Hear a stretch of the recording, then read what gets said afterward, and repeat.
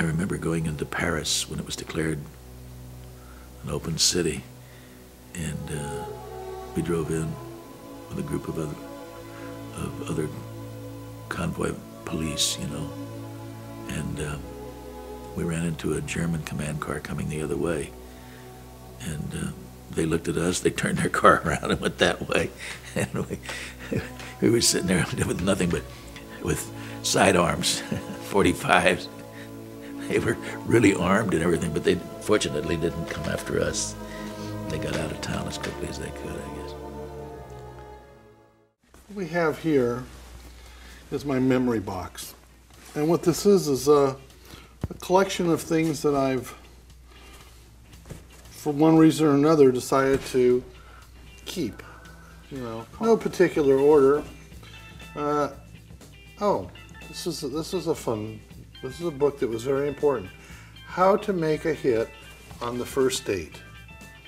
Now this was a book that got me through a lot of things. It has various ideas of what to do, how you should feel about the opposite sex, learn about members of the opposite sex firsthand. No school can teach. I actually used this book. I started using this book in the 4th grade, and then I finally put it away on my honeymoon because I didn't need it anymore.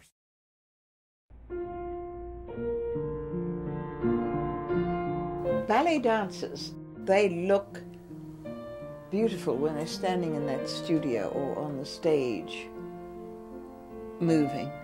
You have to speak with your hands, you have to speak with your feet, you have to speak with your body. It does give you a focus, it gives you marvelous camaraderie.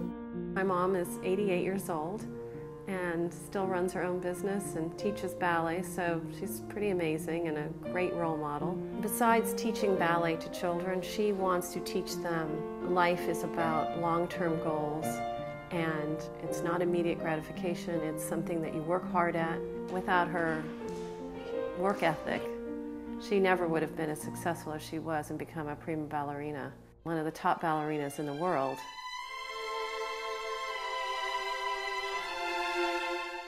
I don't know whether you know the nachas. You know what the nachas is?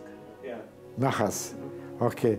Nachas is when you have, you know, joy in the generations, and she had a great joy to seeing that the family is getting bigger and the siblings and the family is growing. And when we got together, when she was able to do the things that she did, it was a lot of work, but she liked it.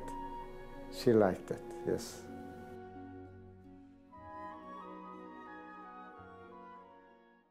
In 1955, I was privileged to go to work for Walt Disney Company. And the first project that I worked on was the Mickey Mouse Club.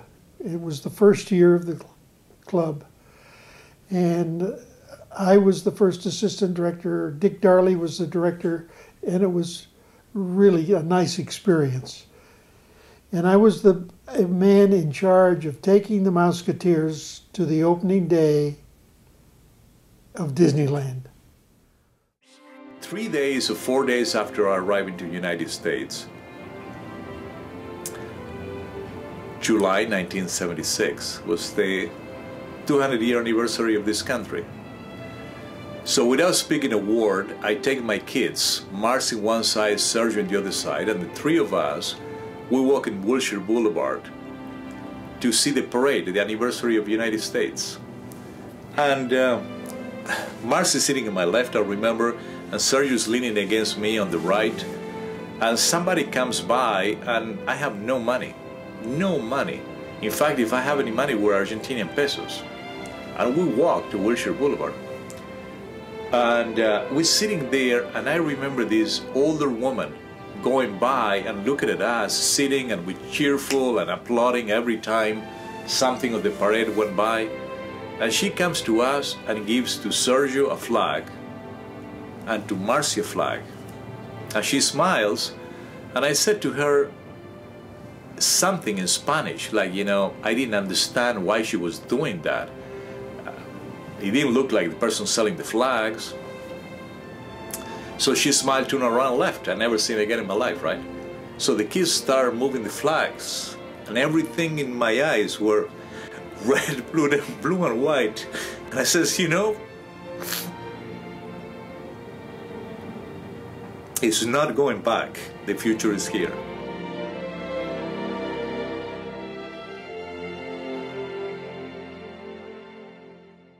Well, when I think about doing this, I mean, this shooting this footage for posterity is a hell of an idea because, I mean, I know that I've been thinking of a lot of ways of leaving some sort of message. I think everybody does. You want to, you know, you want to let that last goodbye be a meaningful proposition. At least you'll get to say it without anybody interrupting you, you know. And I think it's necessary to tell people just how you feel.